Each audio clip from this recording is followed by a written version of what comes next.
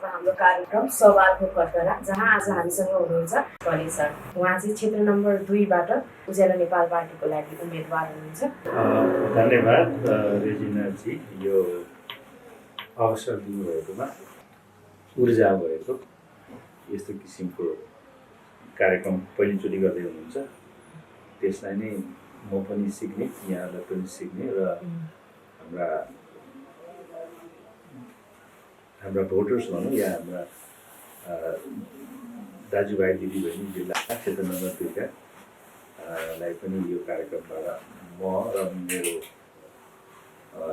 चुनावी प्रचार प्रसारबाट उहाँहरूलाई जान्ने मौका पाउनुहुन्छ। र यदि मेरो विषयमा भन्ने हो भने यहाँले भनिहाल्नुभयो, मेरो नाम त ज्ञानेन्द्र प्रकाश अहिले, गाउँ चाहिँ माथि उपल्लो गेर्छु। मेरो टुक्रे हजुरबा ललितमान घले होइन। अब हजुरबा त सानैमै बित्नुभयो के अरे, बा हुनुहुन्छ। मेरो बुवामा 3 बस्नुहुन्छ होइन। अब म चाहिँ अब 3 जन्म्या, 3 हुर्क्या। मेरो पहिलो स्कुल पनि त्यही माथि सेतीदेवी भन्ने ठाउँमा पढाए हो, तर कसरी त्यहाँ गएँ कसरी पढेँ मेरो अहिले सम्झनामा छैन। त्यसपछि पछि निम्न माध्यमिक भनौँ, त्यो चाहिँ त्यो बेलामा चौगतेको बागेश्वरी माविमा पढाएँ। र पछि अब त्यो बेलामा माध्यमिक शिक्षाको अवसर थिएन नि, यो त कहिले कुरा हो भने 2040 होइन, 80को कुरा हो, 2040-42 यस्तो कुरा हो। त्यसपछि काठमाडौँ गएँ, काठमाडौँमा नै अध्ययन गरेँ, नेपालमा पनि केही काम गरेँ। अब उता काभ्रेतिर गरेँ, त्यहाँ हेल्थ पोस्टहरू बनाएँ, महिला तथा बच्चाहरूको स्वास्थ्य सम्बन्धी प्रौढ शिक्षा सम्बन्धी काम गरेँ होइन। यता पनि मैले अर्ली 90sतिर रसुवालमा पनि धेरै कार्यक्रमहरू गरेका थिएँ। सिभिल अस्पताल पनि विदेशी स्वास्थ्य टोली लिएर आएर त्यहाँ ठुलो एउटा निःशुल्क साथसाथै हाम्रा स्वास्थ्य कर्मीहरू पनि सिक्ने पाउने हिसाबले त्यहाँ पनि एउटा कार्यक्रम चलाएको थियो।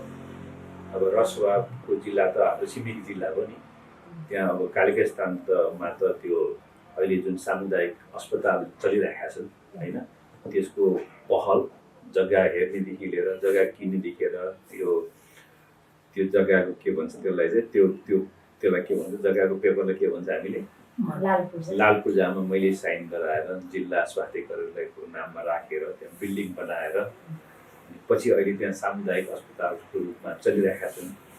माथि गोलजुङमा पनि 15 वर्ष जति चलाएको थियौँ हामीले। त्यो भुइँचालोपछि त्यो कार्यक्रम बन्द भयो र अब त्यहाँको जीवनस्तर र एक्सेसिबिलिटी बढे होइन, त्यो पनि गरेका थियौँ। र पछि म अब नेपालमा नै हामीले काम गर्न सुरु गरेका थियौँ, केही अवसर खोज्न खोजेको थिएँ। मैले पनि यहाँ अवसरहरू पाइनँ, तर मेरो शिक्षा चाहिँ अब शिक्षाको कारणले गर्दाखेरि अब म पनि विदेशमा पढ्न गएँ। अब जनस्वास्थ्य विषयमा स्नातकोत्तर गरेँ, त्यो चाहिँ के मास्टर हुन्छ पब्लिक हेल्थ। त्यसपछि अब मेरो अपर्च्युनिटीहरू पनि बढ्दै गए। नेपालमा त्यो अनुसारको कामको लागि खोजी गर्दै गएँ, तर नेपालमा यही कुरा छ नेपोटिजम होइन। म चाहिँ मेरिटमा विश्वास गर्ने, कसैको पछि नलाग्ने होइन। त्यो गर्दाखेरि म चाहिँ त्यति यहाँ टिक्न पनि सकेन र मेरो आफ्नो अनुभव र दक्षता र एजुकेसनको आधारमा चाहिँ अनि मैले चाहिँ युनाइटेड नेसनमा काम गर्ने मौका पाएँ। सुरुमा चाहिँ युनिसेफमा काम गरेँ। यहाँहरूले थाहा होला कि पहिला घरमा बच्चाहरूलाई चाहिँ यो बिना सञ्चारमा त्यसमा पनि केही एपिसोडहरूको स्टोरीहरू त्यो डेभलप गर्नेमा चाहिँ काम गरेँ। त्यहाँ पनि मेरो नाम छ होइन। धेरै जस्तो यो यहाँ युनिसेफको यो कार्पेट इन्डस्ट्रीमा जुन रूपले बच्चाहरूलाई चाहिँ गैरकानुनी रूपमा चाहिँ उनीहरूले प्रयोग हुन्थे, त्यसको तिनीहरूले कसरी उनीहरूलाई सुरक्षित राख्न सकिन्छ, उनीहरूलाई शिक्षा दिन सकिन्छ भने युनिसेफको कार्यक्रमहरूलाई पनि त्यसमा पनि काम गरेँ, विभिन्न काम गरेँ। त्यसपछि म चाहिँ युनाइटेड नेसनमा काम गर्न सुरु गरेँ। गर्दा गर्दै अब पछि युनिसेफबाट WHO म काम सुरु गरेपछि यसरी विभिन्न देश हुँदै विभिन्न किसिमको काम गर्दै म चाहिँ मुख्यालय जेनेभामा पुगेँ होइन। जेनेभामा पुगेर पनि धेरै काम गरियो, धेरै देशहरूसँग सहकार्य गरियो र अन्तिममा चाहिँ अब त्यहाँ मैले के गरेँ भने जसरी अब अहिले म संसदको लागि चुनाव लड्दैछु र त्यहाँ पनि विश्व स्वास्थ्य एउटा महासभाको मा चाहिँ मैले 3 वर्ष मुख्य भूमिका नै त्यहाँ मैले निभाएँ। जस्तो अब त्यो महासभामा छलफल गर्ने जुन एजेन्डा हुन्छ त्यो म आफैले नै मेरो आफ्नै भूमिका त्यो ड्राफ्ट गर्ने, विभिन्न प्रस्तावहरू हुन्छ नि नेपालमा पनि सांसदहरूले चाहिँ संसदमा चाहिँ विधायक लान्छन्, उहाँ चाहिँ देशहरूले विधायकको नाममा प्रस्तावहरू लान्छन् होइन। त्यो प्रस्तावहरू पनि सुरुदेखि नै अन्तिमसम्म त्यसलाई चाहिँ एसेम्ब्लीले त्यसलाई चाहिँ के भन्छ स्वीकृति, अङ्ग्रेजीमा एडप्ट भन्छ, त्यो गर्नुसम्म। र मेरो जुन पालामा चाहिँ यो 2025मा चाहिँ WHO को हिस्ट्रीमा चाहिँ रेकर्ड नम्बर अफ भने मतलब सबैभन्दा बढी त्यस्ता प्रस्तावहरू पास भए। जस्तो यहाँले सुन्नुभयो 17 नोभेम्बरमा चाहिँ यो पाठेघर समिति क्यान्सर समितिको दिवसहरू बनाए। त्यो मेरै पहल र मेरै WHO कोबाट नै त्यो मैले त्यो गर्नु मौका पाएँ धेरै कुराहरू। सो अब मेरो परिचय चाहिँ त्यही हो। अब अहिले चाहिँ 81 म चाहिँ यहाँ चुनाव लड्न आएको छु आफ्नै ठाउँमा, त्यो पनि उज्यालो नेपाल पार्टीको तर्फबाट। 81 यस्तो राम्रो पद छोडेर नेपालमा चुनाव गर्न आउनु पछिको उद्देश्य चाहिँ तपाईँको के हो? यसमा 2-3वटा कुरा छ होइन। पहिलो त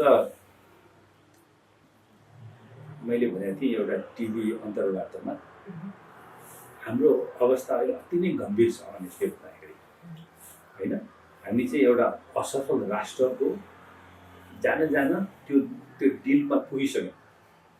जुन असफल राष्ट्र हुनको लागि चाहिने त्यो एउटा क्राइटेरियाहरू हामीसँग सबै छ। हामी चाहिँ सुन्छौँ नि यो सोमालिया, यमन, सुडान, अफगानिस्तान होइन, यस्तो असफल अवस्था एउटा फेल स्टेट जहाँ हामीले देख्यौँ नि यो सेप्टेम्बरमा जुन घटना भयो नि, विभत्स घटना भयो नि, त्यस्तो त्यो जुन एउटा घटना हो त्यो चाहिँ एउटा असफल राष्ट्रमा हुने घटना हो होइन। र अहिले जुन देखिरहेको छ नि, पहिला अब जे भए पनि हाम्रा ठुला नेताहरू या ठुला पार्टीहरूले एउटा उनीहरूले राम्रै काम गरेका थिए उनीहरूको आफ्नो समयमा, तर केही 10, 15, 20 वर्षमा उनीहरूले बिचमा चाहिँ एउटा म्युजिकल चेयर रूपमा बस्ने होइन। अनि त्यसले गर्दाखेरि देशलाई चाहिँ एउटा गम्भीर अवस्थामा पुर्यायो र त्यसको के भन्छ एउटा असर र अन्तिममा एउटा आउटब्रस्ट भनौँ न, अनएक्सपेक्टेडली अशोचनीय भनौँ त्यसलाई देखियो होइन। अनि त्यसले गर्दाखेरि एउटा हामी जस्तो विदेशमा बस्छौँ नि, हेर्दाखेरि अब नेपाल त बस्न लायक भन्दा पनि जान लायकको देश पनि नहुने अवस्थामा आइसक्यो। अनि त्यो बेलामा हाम्रो फेरि जस्तो यहाँ रेजेनाजी यहाँहरूको उमेरका हामीले यहाँहरूलाई जेनजी भन्छ नि, जेनजीहरूले चाहिँ एउटा के भन्छ यसलाई चाहिँ जुन एउटा आँट देखायो नि, एउटा कन्सियस आयो नि, जुन कुरा देखाएर उनीहरू चाहिँ बलिदान गर्न तयार भए, बलिदान दिए होइन। र अब कसैले नदेखाएको साहस हाम्रा भाइ बहिनीहरू देखायो नि त। भनिसकेपछि त अब देश नै एउटा असफल राष्ट्रको रूपमा जाने बेला भइसकेका छ। भाइ बहिनीहरूले त्यो कुरा उठाएर बलिदान दिइसकेका छ। अनि हामीहरू त त्यो केलाई भन्छ एउटा के भन्छ स्पेक्टेटर के मुख दर्शक के हुन्छ त्यसलाई के भन्छ नेपाली, त्यसो भएर बस्नु सकेन भने मलाई चाहिँ अब नेपाल चाहिँ जतिसक्दो चाँडो जानुपर्छ भन्ने हिसाबले मेरो भित्र थियो। अब यो म अब नेपाल जानुपर्छ, एटलिस्ट मैले त्यहाँ गएर यो भाइ बहिनीहरूसँग चाहिँ मेरो आफ्नो दक्षता, अनुभव, केही सुझाव या सहयोग त्यो हिसाबले आएर मैले यहाँ सबैसँग मैले भेटेँ। यहाँ त्यो मध्येमा भेट्ने मध्येमा चाहिँ हाम्रो सुदन गुरुङजीको टोलीहरूसँग मैले भेटेँ। मैले उनीहरूलाई चाहिँ म आफूलाई परिचय गराएर मैले चाहिँ भलिन्टियरली विदाउट एनी कस्ट मैले सकेको सहयोग गर्छु भाइहरू बहिनीहरू होइन।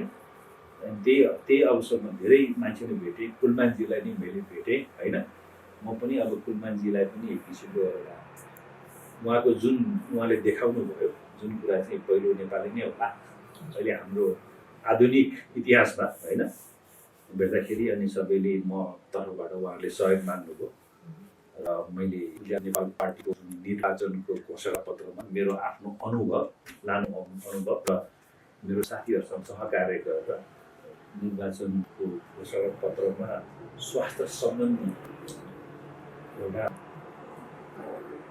त्यो कम्पोनेन्ट त्यो पार्ट मैले कन्ट्रिब्युट गरेँ, योगदान दिएँ र त्यो गर्दाखेरि पनि हामीले के गर्यौँ भने सबै पार्टीको घोषणा पत्रमा चाहिँ उनीहरूले के गर्ने भन्नेलाई पनि सबै अध्ययन गर्यो हामीले होइन।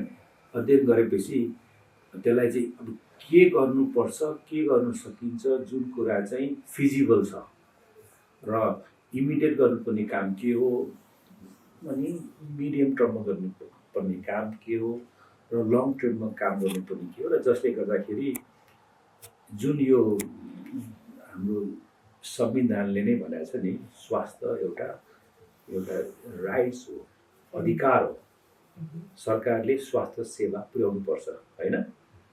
त्यो आधारमा नै हामीले बनाएर दियौँ होइन। अनि त्यसपछि जे घटनाहरू भए म यहाँ थिएन, अनि पछि अब उज्यालो नेपाल पार्टी फेरि राजसभाबाट फेरि फर्किसकेपछि अनि ममा उज्यालो नेपालको लिडरसिप उहाँको नेतृत्वले भन्नुभयो कि अब यहाँ नेपाल आउनु पर्यो, सहकार्य गर्नु पर्यो होइन। अब त प्रत्यक्ष नै लड्न जानु पर्यो, तपाईँको जिल्लामा जानु पर्यो होइन। भनेपछि अब यसो हेरेँ, अब मैले पनि चाहेको त्यही थियो, किनभने अब मेरो आफ्नो पहिलेदेखि चाहना त्यही थियो कि केही सेवा गरौँ होइन।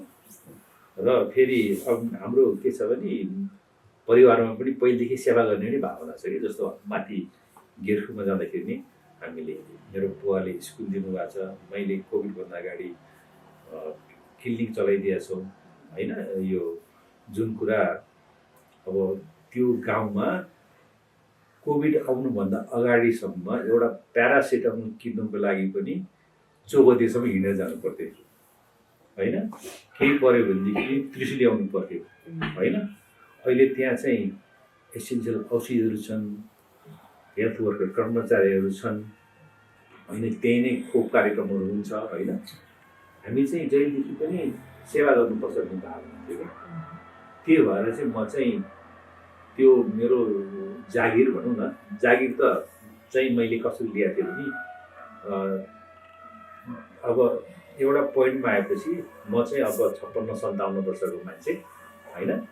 अनि मैले चाहिँ अब बेसिक बाँच्नको लागि भनौँ न, एउटा बाँच्नको लागि चाहिने एउटा पेन्सन हो नि। मेरो पेन्सन चाहिँ थोरै हुन्छ, किनभने मैले चाहिँ पुरै समय काम गरेर मैले राम्रो पेन्सन पाउँछु। तर अहिले छोड्दाखेरि पेन्सन कम हुन्छ, तर मैले समय पाउँछु। म 65 वर्षको फर्कियो भने म बुढा हुन्छु, यो गाउँमा डाँडातिर जान सक्दिनँ। यो गाडीमा त्यो त्यस्तो बाटोमा गर्दाखेरि मेरो ढाड फुस्किन्छ होला होइन। अहिले त म त्यस पनि हिँड्न सक्छु र जुन अहिले ऊर्जा छ नि त्यो समय त मैले पाउँछु होइन। र अब मैले चाहिने मेरो पेन्सनबाट पनि मलाई पुगिहाल्छ एउटा नेपालको कन्टेक्समा। अब नेपालमा ठुला नेताहरू पनि बिरामी पऱ्यो भने फेरि सरकारलाई गुहार्ने योहरू छन् होइन। तर मैले यो लामो समयमा विश्व स्वास्थ्य सङ्गठन युनाइटेड नेसनमा संस्थासँग काम गर्दाखेरि मैले त्यो एउटा मेडिकल इन्सुरेन्स मसँग छ भनिसकेपछि मलाई के भयो भने राष्ट्रले कुनै पनि त्यसको खर्च बिहोर्नु पर्दैन र मैले खान बस्न उपचार गर्न पुगिसकेपछि मलाई चाहिने पनि भइसक्यो। अनि मेरो 7-8 वर्षको एउटा ऊर्जावान समय पनि छ। अनि अब अहिले हाम्रो जेनजी नयाँ पुस्ताले पनि मागेको छ, मसँग अनुभव छ, दक्षता छ। र यो सानो संसद, नेपालको संसद जहाँ चाहिँ एउटा कन्स्टिट्युन्सीबाट चाहिँ त्यहाँ गएर काम गर्छ भने मैले त देशै नै सांसद भएको ठाउँमा मैले काम गरिसकेको छु भनेपछि मेरो विद्वत्ता, मेरो अनुभवले गर्दाखेरि यही नै समय हो कि र अहिले नै हो, अहिले नगरी कहिले गर्ने हिसाबले चाहिँ मैले के गरेँ भने 15 जनवरीमा जागिर छोड्ने, 16 तारिक यहाँ आइपुगेँ होइन, अनि 17 तारिक आराम गरेँ, 18 तारिक चाहिँ उज्यालो नेपाल पार्टीलाई भने म आइपुगेँ भने, अनि उहाँहरूले आउनुभयो भने भन्नुभयो। त्यसपछि अनि मैले चाहिँ अनि उहाँहरूले ल अब तपाईँलाई टिकट दिन्छु भन्नुभयो।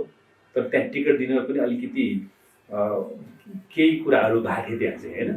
तर अन्तिममा चाहिँ त्यो जुन मङ्गलबारको जुन त्यो यहाँ नोमिनेसन गर्न आउनुपर्ने थियो, सोमबारको राति 11:30-12 बजे मात्रै मलाई टिकट लिन आउनुहोस् भनेपछि ए हो र भनेर म टिकट लिन गएँ।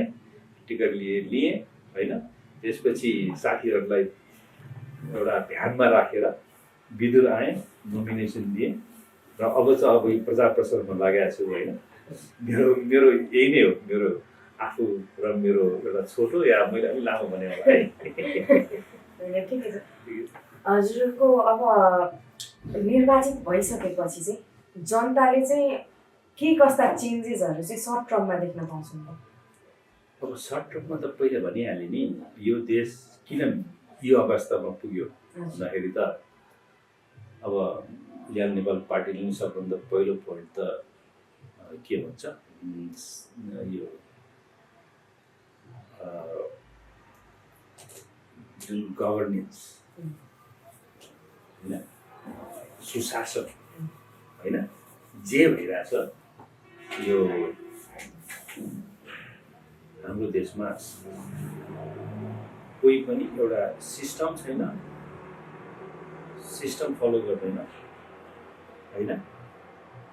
र एउटा सानो इक्जाम्पल लिउँ न, बाटो किन बन्दैन भनेपछि अब त्यो चाहिँ हामीले ठेकेदारलाई चाहिँ दोष दिनु सक्दैन, त्यो सबै नै दोषी हुन्छन् होइन। अब आफ्नो घर अगाडिको बाटो त अलिकति त्यही बस्ने मान्छेहरूले पनि खाल्टाखुल्टी त पुर्न सक्छन् होला होइन। या भनौँ अब ठेकेदारलाई काम दिँदाखेरि त्यो काम दिनुभन्दा अगाडि त्यो त्यो त्यो बाटोको एउटा डिटेल प्लान त बनाएको छ नि, कसैले बनाउँछन्, त्यसलाई कति पर्छ भनेर कस्टिङ हुन्छ होइन। अनि त्यसपछि त्यो गर्ने एउटा कस्ट इस्टिमेट गर्ने टेक्निकल प्राविधिक ठिक छैन भने इन्जिनियरहरू हुन्छन् होइन त। अनि त्यसपछि त्यो कन्ट्र्याक्ट दिने त्यसको सम्बन्धित अब निकायहरू हुन्छन्, त्यहाँ पनि प्रबन्ध निर्देशकहरू हुन्छन् होइन त। अनि त्यसमा पनि प्रोसेस छ, कसलाई कन्ट्र्याक्ट दिने, कतिमा दिने, यो काम गर्नुको लागि चाहिँ यो क्वालिटी गर्नुलाई यति नै चाहिन्छ भन्ने एउटा मापदण्ड नै हुनु पऱ्यो होइन। त्यसपछि अनि उसलाई चाहिँ अब हामीले कन्ट्र्याक्ट दिएपछि उसले पनि जुडिसियसली भने मतलब त्यसलाई चाहिँ जुडिसियस भन्दाखेरि उसले चाहिँ आफूले दिएको काम चाहिँ पुरा गर्ने होइन, क्वालिटी र टाइममा डेलिभरी गर्ने देखेपछि अनि त्यसलाई गर्नुपर्ने मोनिटरिङहरू सबै कुराहरू छन् नि। यो चाहिँ अनि अब यदि गरेन भने किन गर्ने होइन, यो सबै कुरा चाहिँ यो अनि त्यो गराउनेहरू चाहिँ तल माथिसम्म नै यसमा चाहिँ जोडिएको हुन्छ होइन। अहिले हामीले देखिरहेको छौँ नि, हाम्रा कोही साथीहरू जब चुनाव प्रचार प्रसारमा हिँडेका छन्, उनीहरूसँग कपाल अफ गाडी छन्, कोही गाडी छन्, त्यो गाडीमा पनि अब बाटोको कन्ट्र्याक्ट दिने, बाटो बनाउने होइन। भने मतलब यसरी अङ्ग्रेजीमा नेपाली भन्दाखेरि बोक्सी, झाङ्ग्री, डाक्टर, नर्स, बिरामी सिरामी एउटै उमा हुन्छन् क्या त्यहाँ। भनेपछि यो त अब यो मिश्रित सोसाइटी भइसक्यो होइन, सिस्टम नभएर नै भएको। त्यस कारणले चाहिँ यो सुशासन नै सबभन्दा ठुलो समस्या हो। यदि सुशासन भयो भने सबैले चाहिँ आफ्नो ठाउँमा एकाउन्टेबल भएर गऱ्यो भनेदेखि चाहिँ त्यो कुरा सम्भव छ। अब सुशासनकै कुरा गर्दै गर्दा जस्तो कि नातावाद, कृपावाद र झोले प्रवृत्ति छ नि, जुन त्यसले चाहिँ हाम्रो सुशासनलाई खोक्रो बनाइसकेका छन्। अब त्यस्तो प्रवृत्तिलाई हटाउनका लागि चाहिँ तपाईँका पहलहरू के हुनेछन्?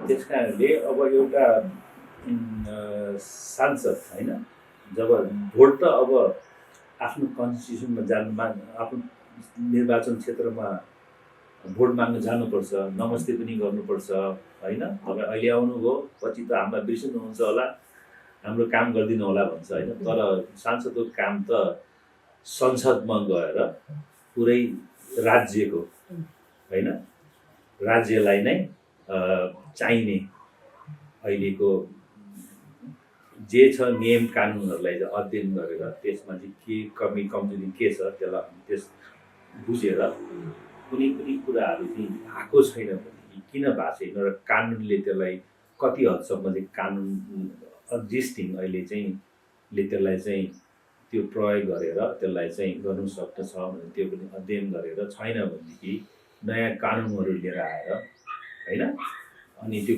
कानुनलाई पनि बनाएर त्यसलाई चाहिँ कानुनलाई चाहिँ के भन्छ पोलिसीलाई के भन्छ नेपालीमा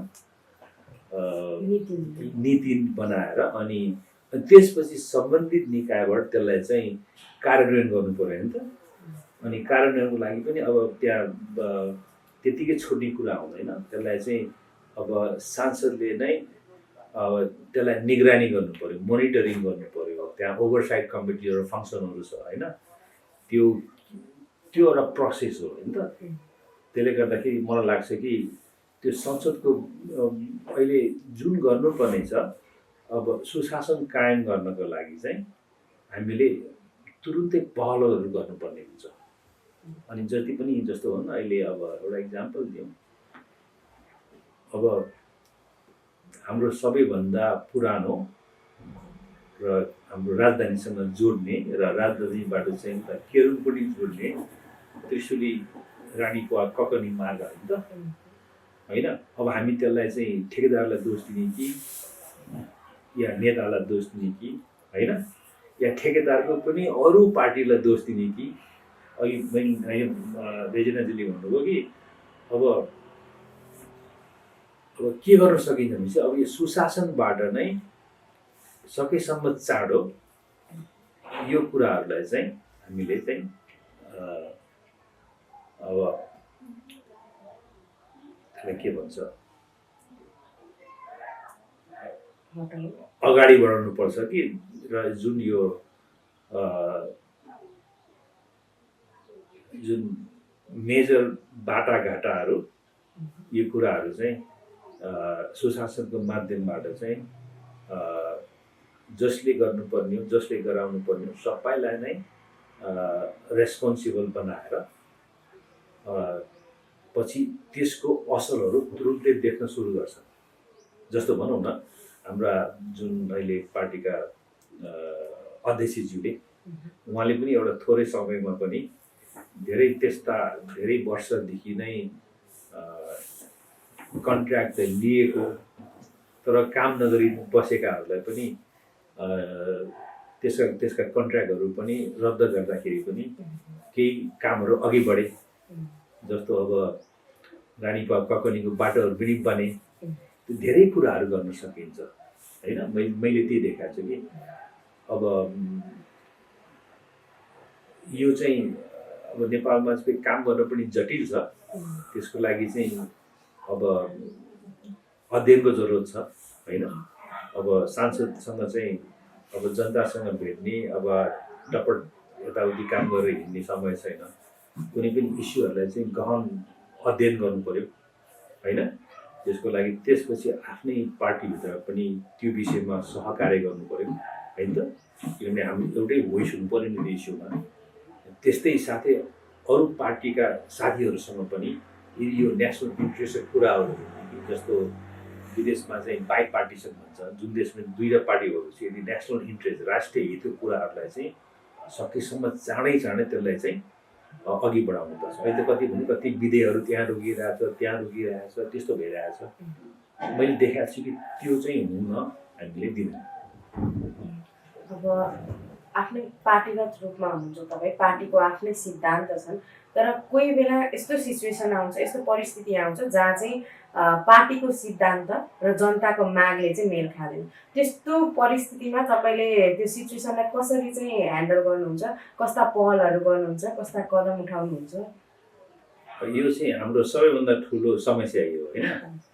हामीले चाहिँ देश बनाउनुभन्दा अगाडि पार्टीको सङ्गठन निर्माण गर्नु भन्ने कुरा आइरहेको छ नि यहाँ चाहिँ मलाई गाउँमा जाँदाखेरि तपाईँको त सङ्गठनै छैन होइन तपाईँले एक्लै हिँड्नु भएको छ होइन तपाईँको कार्यकर्ता नै छैन कार्यकर्ता नभएको पार्टी अब 3 महिना अगाडि खोलेको पार्टी 12 दिन चाहिँ एक किसिमको कन्फ्युजन स्टेटमा गएको पार्टी होइन तपाईँको केही छैन अब पार्टी अब मैले भने अब यहाँ देश बनाउने कि पार्टी बनाउने देशको लागि कुरा सुन्ने कि पार्टीको कुरा सुन्ने होइन अब के कुरा हुन्छ भने जुन कुरा चाहिँ राष्ट्रिय हितको कुराहरू छ यदि हाम्रा भनौँ न अहिले म चाहिँ एउटा पोलिटिकल पार्टीको राजनीतिक पार्टीको एउटा उम्मेदवारको रूपमा छु नि अब जनताको उम्मेदवार हो नि त जनतासँग चाहिँ गएको छु नि यदि जनताले यो कुरा चाहेछ जुन कुरा चाहेछ भने जहिले पनि जनता र देशको पछिमा जानु पर्यो त अहिले त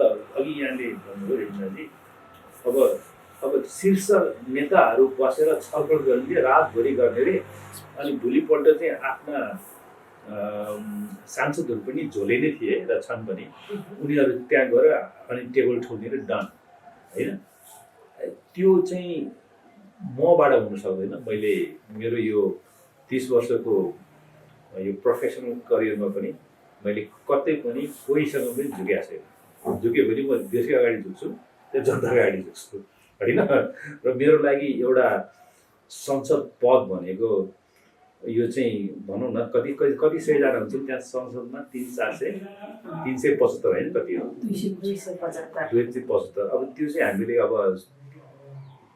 एक किसिमले त्यो भेडा बाख्राको हुल हो नि त्यहाँ त होइन त्यहाँ गएर अझ के नै गर्न सकिन्छ होला र अब 375 जनामा अनि त्यहाँ मेरो के इज्जत हुन्छ होला जुन कुरा मेरो अलरेडी मेरो इज्जत मान मर्यादा छ नि जसरी अब भन्ला कि त्यहाँ गएपछि रातो पासपोर्ट बोक्नु पर्ला अरे मैले त अहिले 30-23 वर्ष अगाडि 23 वर्षदेखि युएनको पासपोर्ट बोके हिँडिरहेको थिएँ अस्ति 15 तारिक चाहिँ मैले सरेन्डर गरेँ तिमीहरू लागि कुनै त्यो रातो पासपोर्ट बोक्ने डिप्लोमेटिक प्रिभिलेज लिने यो कुरा धेरै सानो कुरा त्यस कारणले आयो किन जेनजीहरूले उनीहरूको बलिदान उनीहरूको चाहना र देश चाहिँ असफल भइरहेको छ यदि मैले यो 5-7 वर्ष मैले दिएँ भनेदेखि भनौँ न यदि कुलमानजीले ऊर्जाबाट चाहिँ देशलाई उज्यालो बनाउनु हो यसमा धेरै कुराहरू लिङ्क छन् होइन जसको जिडिपीलाई यसले चाहिँ चेन्ज लिएर आयो पोजिटिभली भनेपछि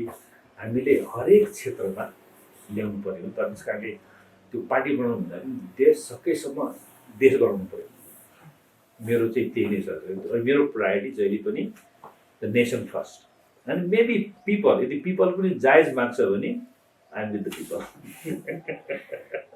देश बनाउने नै कुरा गर्दा देशको विकासको कुरा छोडिन्छ देशको विकास भन्ने बित्तिकै प्राय हाम्रा नेताहरू अगाडिका नेताहरू पूर्व नेताहरू अनि जनताहरूमा चाहिँ मिसकन्सेप्सन के छ भने विकासको पूर्वाधार भनेको रोड विस्तार मात्र हो तर तपाईँको लागि चाहिँ विकासको सेक्टरहरू केमा चाहिँ चेन्जेस आउनु पर्ने छ होइन अनि कस्ता कस्ता ठाउँहरू चाहिँ अझ पनि विकासको नाममा मिसयुज भइरहेको छन् तपाईँको विचारमा चाहिँ कस्ता कस्ता क्षेत्रहरूले चाहिँ पाउन पर्ने लाइमलाइट पाएका छैनन् जस्तो कि स्वास्थ्य क्षेत्रको बजेट 5% मात्र छ त्यस्ता के कुराहरूलाई चाहिँ सुधार्न सकिएला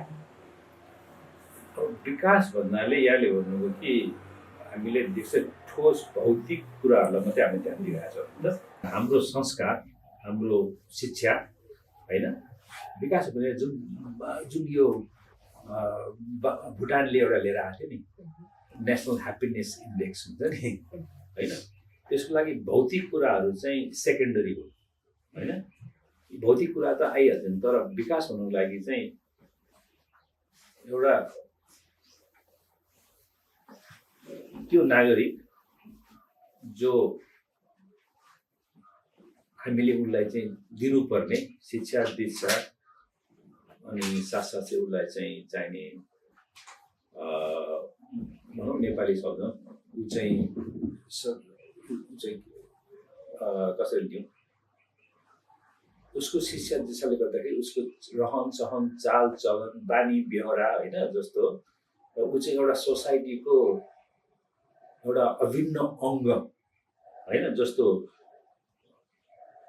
अफ्रिकामा चाहिँ हामी सोच्छौँ कि अफ्रिका चाहिँ धेरै पछाडि छ होइन त हामीले सोच्छौँ होइन। र अफ्रिकाले के भन्छ एउटा बच्चालाई हुर्काउनको लागि पुरै गाउँ चाहिन्छ अरे। यहाँ त हाम्रो त अब 80 लाख नेपाली दाजुभाइ दिदीबहिनीहरू विदेशमा छन्।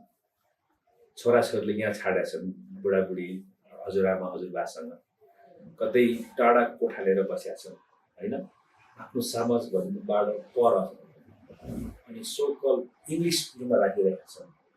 हाम्रा शिक्षा जुन छ शिक्षा चाहिँ व्यावहारिक छैन होइन। यो एउटा कोरा कागज जस्तो नि, मतलब डिग्री त छन् तर त्यो डिग्रीबाट चाहिँ उनले चाहिने स्किल्स र एटिट्युड छैन होइन। भनेपछि म के भन्छु भनेदेखि रोड चाहिँ पूर्वाधारहरू एसेन्सियल हो होइन। जस्तो हामी अब नुवाकोट त एकीकरणको पनि यो सुरुवात यहीँबाट नै भएका हुन् होइन त। हामी दोस्रो कुरा काठमाडौँलाई चाहिने अन्न उपजहरू पनि यहीँबाट नै जाने गर्थे होइन त। र यहीँबाट नै धानेको थियो र हाम्रो भारत र तिब्बत चीनसँगको व्यापार गर्ने मार्ग पनि यही नै थियो, अहिले पनि यही हुन होइन त। यदि कुनै जियो पोलिटिकल कुनै कुरा क्राइसिस भयो भने पनि सबैभन्दा बढी डेन्जर चाहिँ हामी नुवाकोटै छ। किनभने अब हामी त यस्तो स्ट्राटेजिक लोकेसनमा छन् कि हामीले त्यो पनि सोच्नुपर्छ होइन।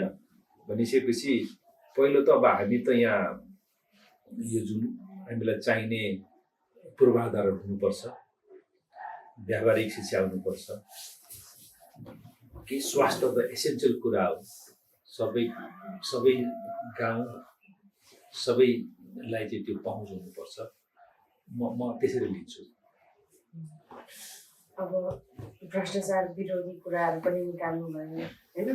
एन्टी करप्सन जस्तो अब नेपोटिजमलाई सपोर्ट नगर्ने भनेर हजुरले स्टेटमेन्ट दिइसक्नु हुँदाखेरि यदि कदम कदाचित हजुरकै पार्टीको कुनै व्यक्ति भोलि भ्रष्टाचारमा संलग्न भएको अवस्थामा चाहिँ तपाईँले चाहिँ के गर्नुहुन्छ? पहिलो कुरा त म चाहिँ यो नेपोटिजम परिवारवादमा चाहिँ म यस्तो होइन कि म जे बोल्छु त्यही नै म प्र्याक्टिस गर्छु। अङ्ग्रेजीमा चाहिँ वाक द टक भन्छ नि। अहिले मेरो छोरा उसँग best of the best education छ होइन। उसले वेस्टर युनिभर्सिटीबाट उसँग चाहिँ इन्टरनेसनल रिलेसन्समा डिस्टिङसनमा उसको चाहिँ मास्टर्स डिग्री छ। त्यसपछि उसँग रिसर्च पेपरहरू पब्लिस गरेको छ। प्लस उसले चाहिँ London School of Economics and global health पोलिसीको डिग्री लिएको छ होइन।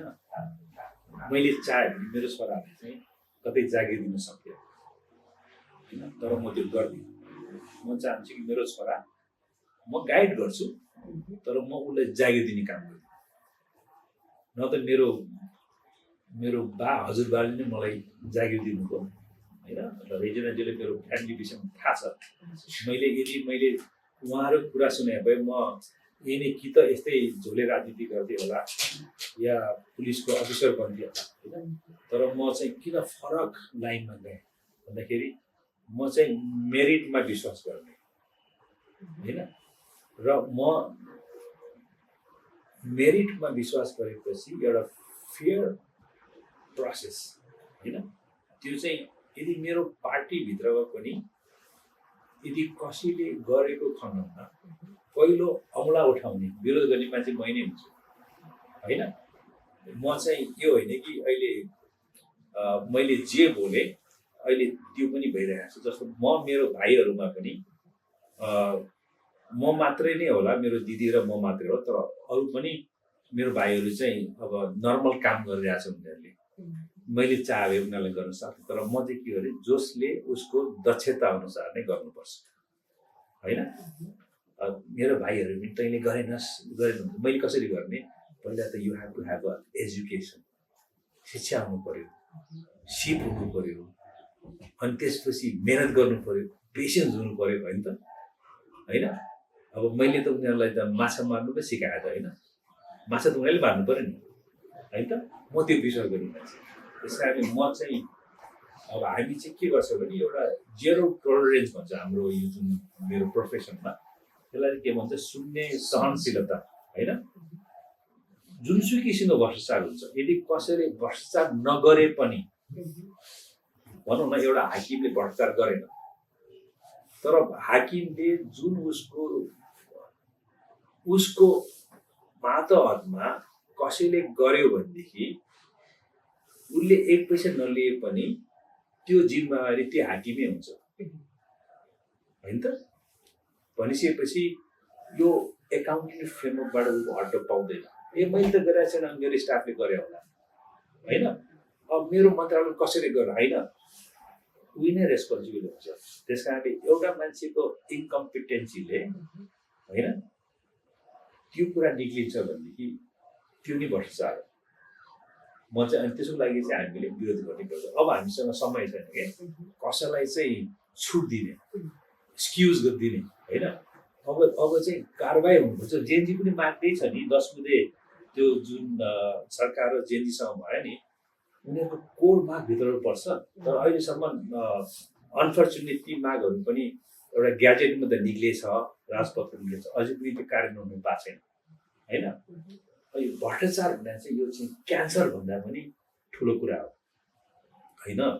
त्यसले गर्दाखेरि म चाहिँ के चाहन्छु भनेदेखि अब अहिले हुन्छ नि, अब अहिले जति पनि पार्टीहरूमा चाहिँ झोले प्रविधि किन बढे भन्दाखेरि अब त्यहाँ चाहिँ जब एक अर्कामा चाहिँ लेनदेन छ होइन भनिसकेपछि अब कसैलाई चाहिँ सँग चाहिँ मैले चाहिँ कुनै काम दिएर त्यसको मैले फाइदा लिएको छु भनेदेखि उसलाई चाहिँ मैले एकाउन्टेबल बनाउन सक्दिनँ नि, उसलाई म कराउन सक्दिनँ, उसलाई म पेनलाइज गर्न सक्दिनँ होइन त। तर यदि म चाहिँ म त्यसबाट चाहिँ आफूलाई छुट्टै राखेर जसले जे काम पाउनु पर्ने हो, जुन यो मेरिट ट्रान्सपेरेन्सीको एउटा फेयर प्रोसेसबाट पायो भने उसलाई चाहिँ त्यो काम गर्नलाई चाहिँ फुल्ली एकाउन्टेबल र यदि गरेन भने कानुन अनुसार त्यसलाई कारबाही हुनुपर्ने गरिसकेपछि त यो कुराहरू मतलब कसरी कार्यान्वयन गर्ने। म भन्छु नि अहिले भ्रष्टाचार विरुद्धको नाराहरू लाउँछन् होइन, रोक्नको लागि उनीहरूले प्रोसेसै थाहा छैन नि होइन। अब त्यो रानी कुवाको बाटो किन बनेन होइन त। अनि अस्ति म त्रिशुलीबाट उता काउले भाल्चेतिर गएँ होइन। अब भाल्चे सालमेको बिचमा चाहिँ रोड बनाएर रहेछ, त्यहाँसम्म पुग्दाखेरि त एक किसिमको मलाई चाहिँ हेराउँ त लाग्यो होइन। त्यो रोड त्यहाँ माथि किन बन्नु गयो होइन, तलबाट बन्दै किन गएन होइन। यतापट्टि आयो यो बिदुरबाट कलोनीबाट चाहिँ माथि देउराली भन्ज्याङ किस्ताङ जाने बाटो होइन, 40 वर्षदेखि त्यतिकै छ क्या। यो चाहिँ किन बनेन होइन। अब त्यो बनाउने मान्छे पनि हाम्रा सबै उनीहरू एउटै छन् क्या। दिनभरि जस्तो हाम्रो नेताहरू पनि भन्छ नि, यिनीहरू बाहिर चाहिँ यिनीहरू कराउँछन्, भित्र चाहिँ बेलुका चाहिँ उनीहरू पार्टी गरेर हुन्छन् होइन। भनेपछि यस्तो किसिमको कल्चर चाहिँ यसलाई चाहिँ अन्त्य हुनुपर्छ। त्यस कारणले गुड गभर्नेन्स होइन, सुशासन चाहियो। अनेस्टली इम्प्लिमेन्टेबल सुशासन, जवाबदेहिता सुशासन, government should be accountable, responsible. त्यो चाहिँ त्यो संसद भनेपछि गर्ने काम होइन त, मेरो म त्यस्तो लाग्छ अनेस्टली। अब यदि कुनै समयमा त जनताको आक्रोश तपाईँप्रति आउन सक्छ नि त, किन सधैँ जनता शान्त। अस्ति नै इक्जाम्पल लिगौँ न, त्यो अस्ति जुन आन्दोलन भयो एउटा जनताको तातो रगत, त्यो एग्रेसन थियो नि त। सत्ता पल्टिनु पनि त्यही एग्रेसनकै हो। यस्तो एग्रेसन आइहाल्यो तपाईँको कामप्रति या तपाईँको डिसिजनहरूप्रति एग्रेसन आयो, जनताको असहमति आयो भने तपाईँले त्यस्तो अवस्थामा चाहिँ जनतालाई बुझाउनको लागि कि त अब के गर्नुहुन्छ त, जवाफदेही बन्नको लागि? भेरी गुड क्वेसन चाहिँ यो चाहिँ। पहिलो कुरा चाहिँ त्यो सांसदको मुख्य उसको कार्यक्षेत्र भनौँ न मा चाहिँ ऊ विधायक हो नि त। अनि जब विधायक जुन कमिटीमा आउँछन् होइन, अनि त्यसपछि अब त्यसको लागि त्यहाँ छलफल सुरु हुन्छ। त्यो चाहिँ अब जुन विधायकले चाहिँ साइमल्टेनियसली होइन आफ्नो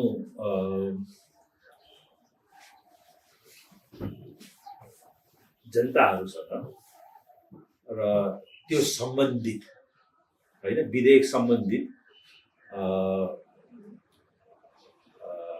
के भन्छ एक्सपर्ट भनौँ या कन्सर्न ग्रुप भनौँ होइन, तिनीहरूसँग साइमल्टेनियसली छलफल गर्नुपर्छ, उनीहरूको फिडब्याक लिनुपर्छ होइन। जब त्यो जुन विधायक ड्राफ्टिङ प्रोसेसमा नै उसले नै आफूलाई पनि त्यो फिडब्याक सानो लिने भइसकेपछि त अलरेडी उनीहरूको फिडब्याक लिइसक्यो नि त। अनि त्यो फिडब्याक लिएर अनि त्यो कमिटी मार्फत या आफै कमिटीमा छ भने त्यसमा लान सकिन्छ। नसके पनि जब त्यो विधायक चाहिँ संसदमा पेश हुन्छ नि, त्यो छोटो समय हुन्छ नि, त्यो छोटो समयमा पनि र उसले चाहिँ जुन विधायक उसले त्यहाँ चाहिँ सपोर्ट गर्ने या त्यसलाई चाहिँ त्यसको अगेन्स्टमा जाने, त्यसलाई अगेन्स्ट जानेलाई के भन्छ नेपालीमा, विरोध गर्ने होइन। तर उसले चाहिँ जुडिसियसली त्यसलाई अध्ययन गर्नु पर्यो। अध्ययन गर्ने सिलसिलामा आफ्नो विभिन्न सम्बन्धित दिग्गज या वर्गहरूको सुझावहरू पनि त्यसमा राख्नु पर्यो र आफ्नो पार्टीको साथीहरूसँग पनि त्यो छलफल गर्नु पर्यो। अनि अरू पार्टीहरूसँग पनि यदि नेसनल इस्युमा छलफल गर्नु पर्यो होइन। त्यसरी त्यो प्रोसेसमा गएर अनि त्यसलाई चाहिँ सहमति या असहमति गर्दाखेरि पनि यस्तो किसिमको यदि अब जनताबाट चाहिँ त्यस्तो किसिमको यहाँले के भन्नुभएको त्यसलाई आक्रोश आउँछ भनेदेखि त अब जनप्रतिनिधि जहिले पनि जवाबदेही हुनु पर्यो होइन। ऊ जहिले पनि एक्सप्लेन गर्नु पर्यो। उसले चाहिँ जनतासँग, जनता इज सुप्रिम होइन त। यो डेमोक्रेसीमा चाहिँ सबैभन्दा ठुलो चाहिँ जनता हो होइन, प्रधानमन्त्री होइन, सांसद होइन। त्यस कारण ऊ जहिले पनि जवाबदेही हुनुपर्छ। यदि कदाचित नजानी नबुझी गल्ती भयो भने त माग्नु परेन होइन। म त्यो हुन्छ। तर जब प्रोसेस ड्यु डेलिजेन्स भन्छ अङ्ग्रेजीमा होइन, पहिला छलफल गरेको छ, फिडब्याक ल्याएको छ, त्यसपछि त्यसलाई समय दिएर अध्ययन गरेको छ, आफ्नो पार्टीभित्र पनि छलफल गरेको छ, अरू पार्टीसँग पनि छलफल गरेको छ भनिसकेपछि त उसले गर्नुपर्ने कार्य गरेपछि उसलाई त अब मपट्टि चाहिँ जनताको आक्रोश आउँदैन भने अलरेडी कन्फिडेन्ट हुन्छ नि। त्यस कारणले पहिला पनि त्यसलाई चाहिँ मेडिकेट गर्नु पऱ्यो कि होइन। अब यहाँ चाहिँ कस्तो छ भनेदेखि कोही त संसदमा गएर सुत्दिने, कमिटीकोमा पनि एटेन्ड नगरिदिने, अनि विधेयक नै नपढिदिने, अनि 3 जना बुढाहरू चाहिँ बुढा भन्नु सरी त्यो ल्याङ्ग्वेज पनि युज गर्नु हुँदैन होइन। उनीहरू चाहिँ शीर्ष नेताहरू बसेर छलफल गरेर भोलि चाहिँ विधायकमा चाहिँ आफ्नो पार्टीलाई व्हिप जारी गरेर त्यसो गरिसकेपछि त अनि जनताले त आक्रोश पोख्ने भइहाल्यो होइन। अब त्यसलाई चाहिँ यो कल्चर भनौँ न, यसलाई नेपालीमा के भन्छ कल्चर, संस्कृति नै बदल्नु पर्यो क्या अनेस्टली भन्दाखेरि। मेरो छोटो आइन्ज त्यही हो। अब यो त भयो सांसद भवनभित्र हुने कुराहरू। तर अब अहिलेको हाम्रो परिस्थिति अब चुनावको नजिक आइरहेको छ। हजुरहरू पनि घर दैलो गर्दै घर घरमा गइराख्नु भएको छ। तर घर घरमा जाँदाखेरि तपाईँले त्यहाँ के कस्ता समस्या देख्नुभयो र त्यसका समाधानका लागि के गर्न सकेला र के कस्ता पोसिबिलिटीहरू चाहिँ हामीले मिस गरिरहेको रहेछौँ। उहाँको क्षेत्र नम्बर 2 मा के कस्ता पोसिबिलिटीहरू चाहिँ मिस गरिरहेको रहेछौँ, त्यो कुरा नि छ कि। पहिलो त अब देखिहाल्यो हामीले त्यहाँ जाँदाखेरि पहिलो नम्बर त अनफर्चुनेटली रोडकै कुरा आउँछ। अनेस्टली हामीलाई पनि आउनु कति गाह्रो छ है होइन। त्यो 10 वर्ष टिक्ने गाडी 6 वर्षमा नै थोत्रो हुन्छ।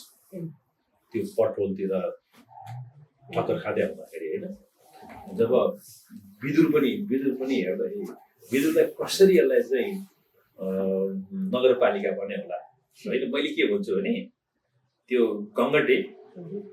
गङ्गाटाको त कतिवटा खुट्टा हुन्छ 6 खुट्टा होइन 6वटा खुट्टा हुन्छ होइन त्यो चाहिँ त हाम्रो पनि 6वटा खुट्टा भयो भने चाहिँ त्रिशुलीको रोडमा हामी हिँड्न सक्छौँ होला होइन यहाँ त हिँड्ने र गुड्ने लायकको त यो के भन्छ विद्युत नगरपालिका त छैन नि होइन हामीले चाहिँ बन्दीपुर नगरपालिकाको कुरा सुन्छौँ भक्तपुर नगरपालिका सुन्छौँ ललितपुर नगरपालिका सुन्छौँ यो हाम्रो हर्क सम्पादजीको धरानको सुन्छौँ होइन अब यो विद्युत नगरपालिकाको हाल देख्दाखेरि होइन मैले भने नगरपालिका त एउटा कुरा भयो तर अब अस्ति म अब त्यहाँ देउराली यो गोगने जुन यो किस्ताङ जाने बाटोहरू उता काउले देउराली यतापट्टि जाने बाटाहरू भए होइन अब पहिलो त सबैभन्दा उनीहरूलाई चाहिँ सबैको कुरा छ नि यो बाटो भन्छ उहाँहरूले सकेसम्म चाँडो बाटो भइदिनु पर्यो 40 वर्ष भइसक्यो कतिजना आएर हामीलाई प्रमिस गरे होइन उनीहरूसँग रिस पोखे होइन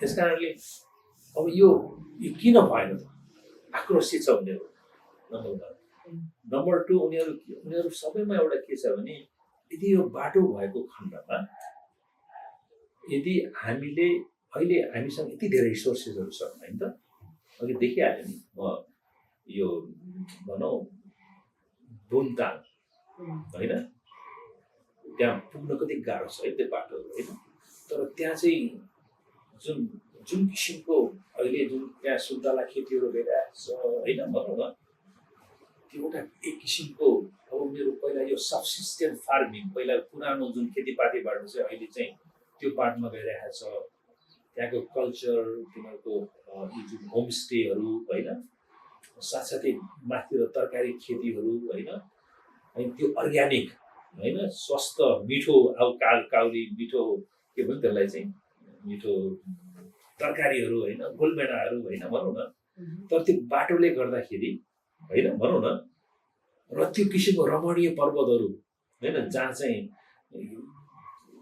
जुन इन्टरनल टुरिज्मदेखि लिएर होइन के भन्छ आन्तरिक पर्यटनदेखि लिएर होइन यो किसिमको भ्यू हामी त मैले देखेँ नुवाकोट जिल्ला चाहिँ यति ब्लेस छ कि होइन नर्थ फेस होइन यो रानीपुवा ककनीको डाँडा होइन त लाङटाङ गणेश हिमालको त्यो दृश्य होइन अनि त्यो किसिमको एउटा त्यो जङ्गल त्यहाँ पानी भएको होइन त काठमाडौँबाट नजिक त्यहाँ त मात्रै बाटो मात्रै राम्रोसँग बनाइदियो भने त्यहाँ त आफसे आफ विकास सुरु हुन्छ त्यहाँ रोजगारी त्यही सिर्जना हुन्छ होइन होइन त्यसले गर्दाखेरि अब अरू कुरा गर्नु स्वास्थ्यको कुरा गरौँ होइन स्वास्थ्यमा अस्ति मैले सुनेको हाम्रो एकजना हिम्मत बारले चाहिँ त्रिशुली अस्पताल चाहिँ 75 जिल्लाको चाहिँ नम्बर 1 भनेर भनिरहनु भएको छ होइन अनि मैले सुने त्यो नम्बर 1 हो यो पनि छैन रे त्यो पनि छैन रे कसरी नम्बर 1 भयो मलाई थाहा छैन दोस्रो अस्ति मलाई चाहिँ यो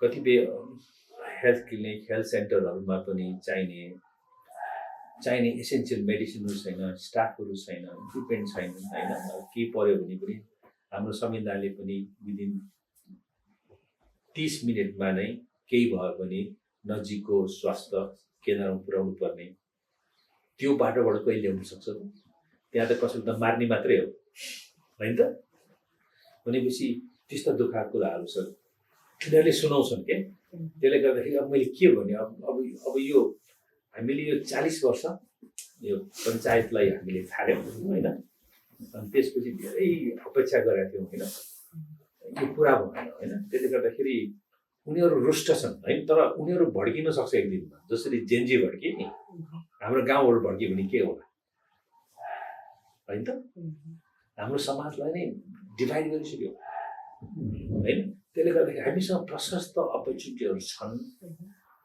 अनि ट्यालेन्ट पनि छन् र अरू कुरा मैले भने हाम्रो गाउँहरू रित्या छन् मान्छे छैनन् अघि विकासको कुरा गर्दाखेरि बुढाबुढीलाई बच्चालाई छोडेर जाने होइन आफ्नो जीवनको एउटा ऊर्जावान समय बाहिर बिताउने होइन अनि यहाँ चाहिँ कस्तो किसिमको वातावरण दिएर हाम्रो बच्चाहरूलाई हुर्काउने हाम्रो शिक्षा नै त्यस्ता छ हाम्रो समाज यस्तो छ हाम्रो एउटा कहाली लाग्दो अवस्था छ देशले गर्दा। किनभने मैले चाहिँ धेरै देश चाँडै हेरेँ होइन, यस्तो देश चाहिँ यति राम्रो देश होइन, यति सभ्य देश, तर यो अवस्थामा पुर्याउने त हामी चाहिँ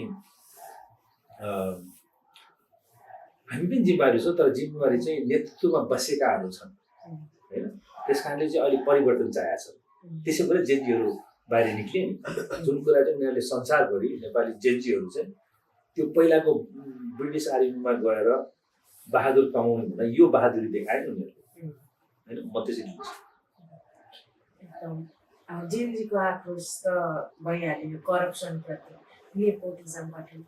त्यसको कारणले नै यो आक्रोश सबै पोखिएको हो र अनफर्चुनेटली नहुन पर्ने कुराहरू पनि भए, जेनजीकै तर्फबाट पनि नहुनु पर्ने कुराहरू भए, सरकारको तर्फबाट पनि नहुनु पर्ने कुराहरू घटनाहरू घटे। तर अझ पनि जवाफदेहीताको कमी सरकारमा पनि छ। अझ पनि जेनजीलाई नै टेररिस्ट यस्तो उस्तो के भयो हाइज्याक जस्तो कुराहरू पनि गर्नुहुन्छ। तपाईँलाई चाहिँ कतिको रेलिभेन्ट छ यो कुरा? जेनजीहरूको एउटा जेनेरेसनल पुरैलाई नै टेररिस्टको ट्याग दिनु चाहिँ कतिको रेलिभेन्ट छ जस्तो लाग्छ? यो चाहिँ अङ्ग्रेजीमा भन्दाखेरि भेरी मच अनफर्चुनेट क्या होइन। पहिलोचोटि युवाहरू बलिदान दिएर होइन परिवर्तनको पक्षमा लागेका छन् होइन त।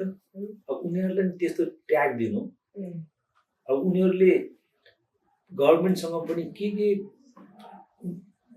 परिवर्तन चाहन्छन् भनेर 10 बुँदे सहमति भएका छन् होइन।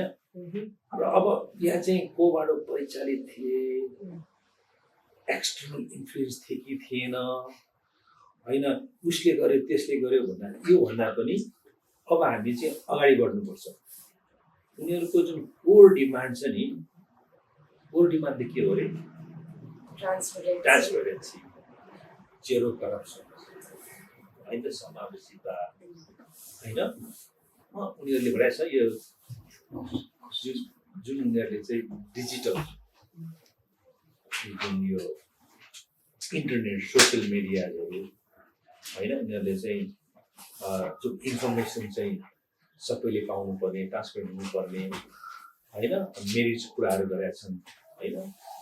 या भनौँ न उनीहरूले डिमान्ड गरेका छन् कि अब यो सम्पत्ति शुद्धिकरण कुरा गर्दाखेरि चाहिँ त्यो चाहिँ अहिले होइन कि पहिलादेखि नै त्यसलाई चाहिँ हुनुपर्छ।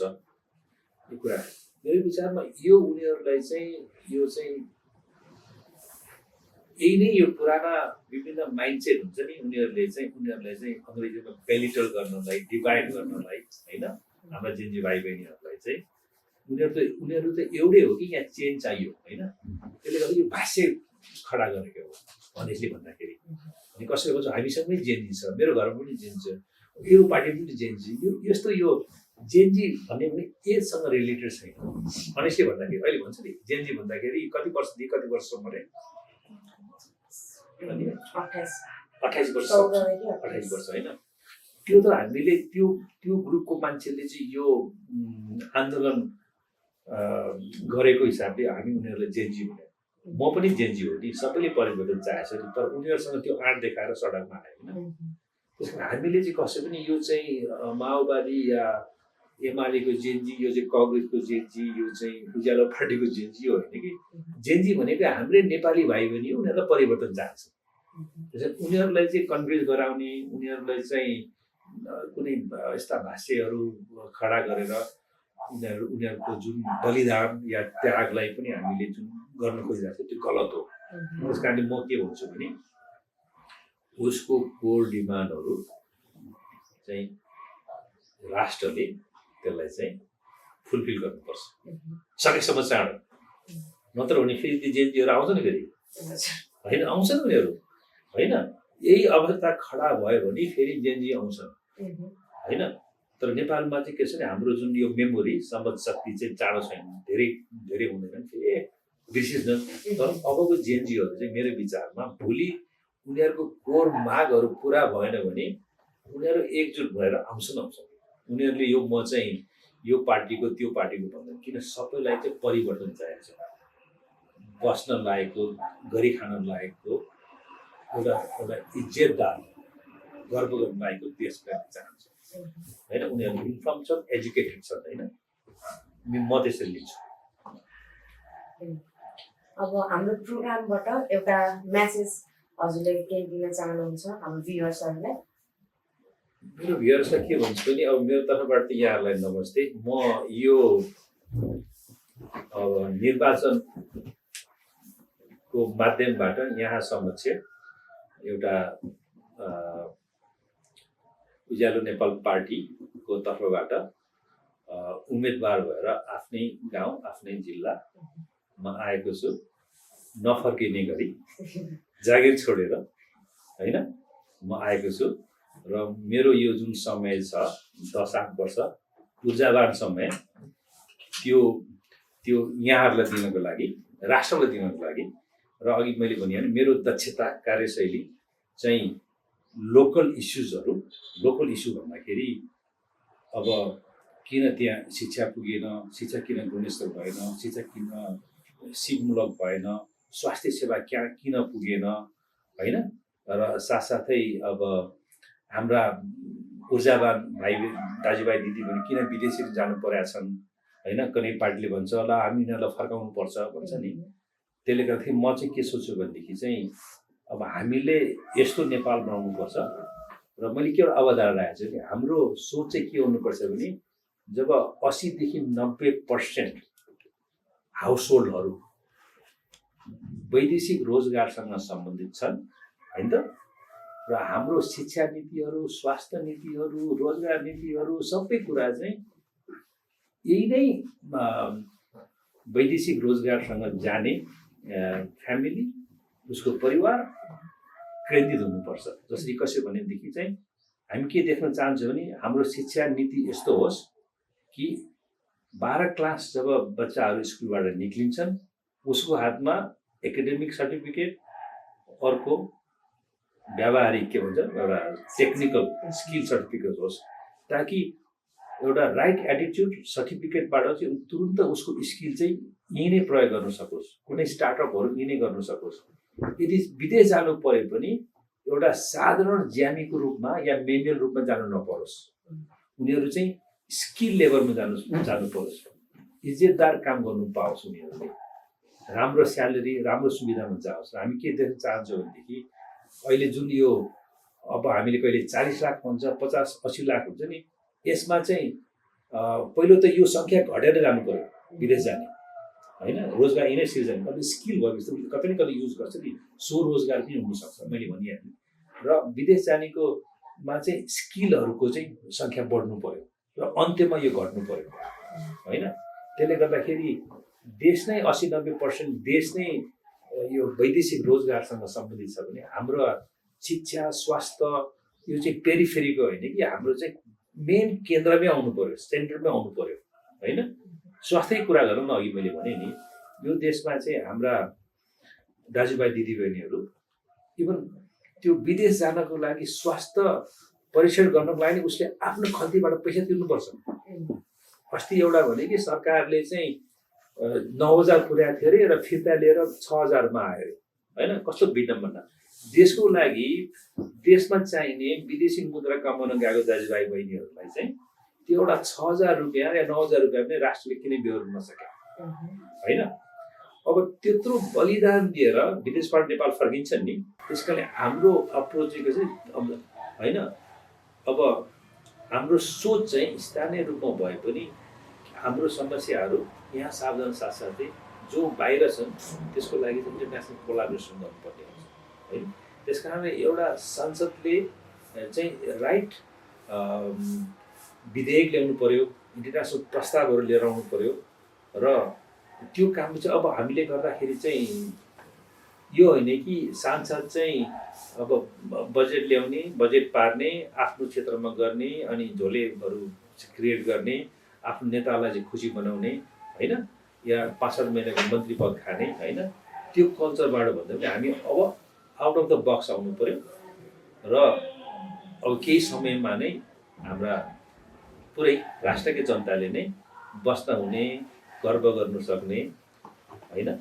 र यहाँ चाहिँ अब बिमारी परेर पनि अहिले 57% नेपालीहरूले चाहिँ बिरामी पऱ्यो भने आफ्नो खल्तीबाट तिर्नुपर्ने हुन्छ। यहाँ चाहिँ लाखौँ हाम्रा जनताहरू चाहिँ गरिबीको क्याटास्ट्रोफिक एक्सप्रेसन गरिबीको रेखामुनि गइरहेका छन् होइन।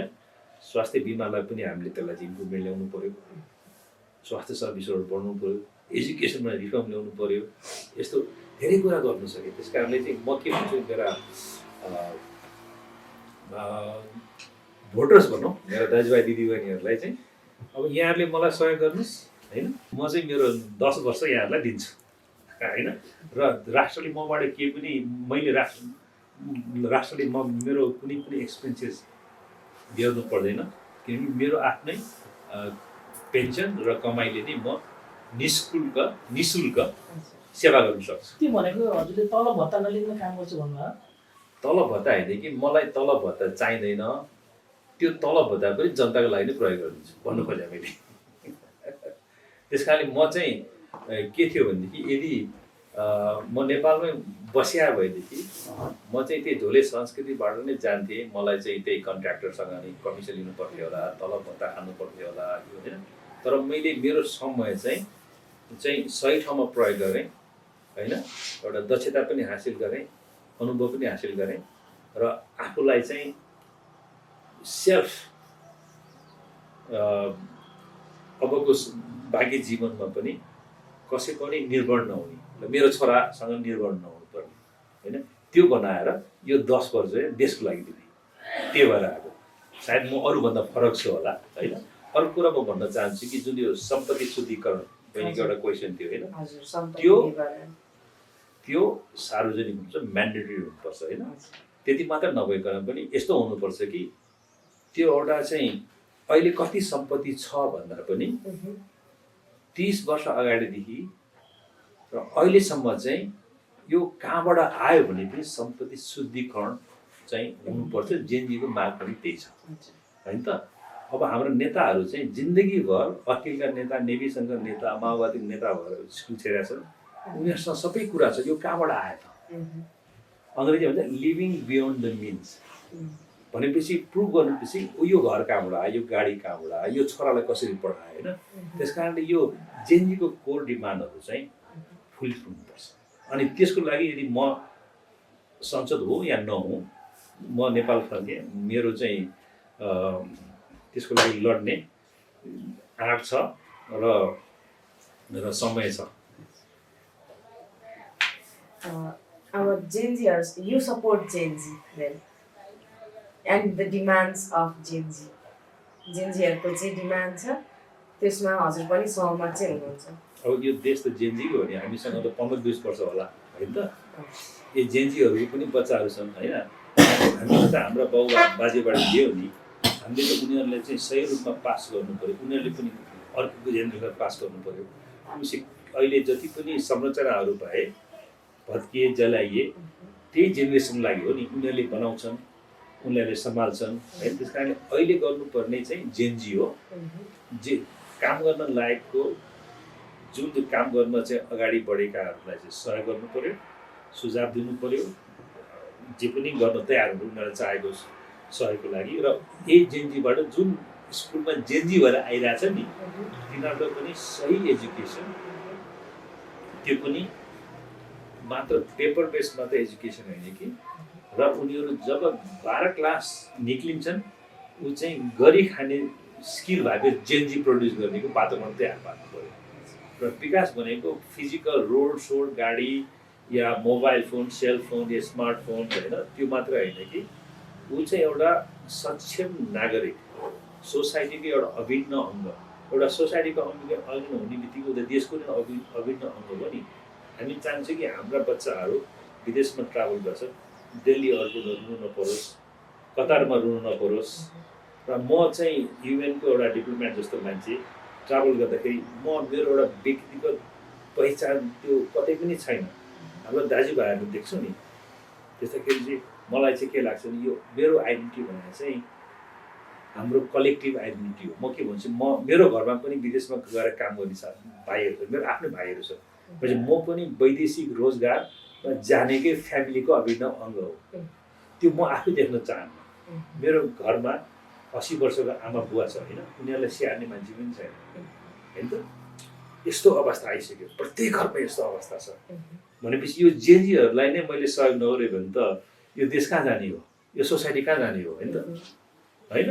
अनि विदेशमा बस्ने मान्छेहरूलाई चाहिँ घर फर्केर आउने पनि वातावरण नबन्ने अवस्था आइसकेपछि त अनि आउनु परेन त होइन। त्यहाँ गएर म चाहिँ अब 8-10 वर्ष मेरो बाँकी छ, मसँग चाहिँ अब $10,000 पेन्सन आउँछ भनेर कुरेर बस्यो भने त अनि आउने बेला म कहाँ अब समय ल्याएको मान्छेहरू उसको देशमा घुम्न जान सक्छ, अफगानिस्तानको मान्छे उसको देशमा घुम्न जान सक्छ होइन।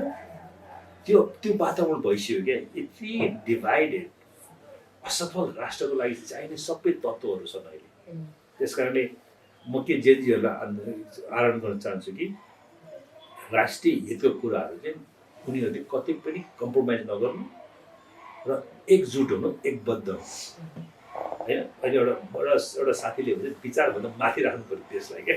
एउटा हाम्रो रविन्द्र मिस्त्रीले भन्थ्यो नि, देश चाहिँ सुप्रिम छ, जनता सुप्रिम छ। हाम्रा जेनजीहरू चाहिँ विभिन्न किसिमको आइडियोलोजी भए पनि देशको हितको लागि चाहिँ एकबद्ध हुनु पर्यो, मेरो भनाइ चाहिँ। Thank you president. हामीसँग हजुरसँग कुरा गर्न मन त अझै छ, तर हामी समयले पाबन्द छौँ। त्यही भएर चाहिँ हाम्रो प्रोग्राम चाहिँ अहिले समाप्त हुन्छ। भोलि फेरि भेट्नेछौँ नयाँ उम्मेदवार, प्रश्नविहीन उम्मेदवार पर। धन्यवाद। Thank you, thank you.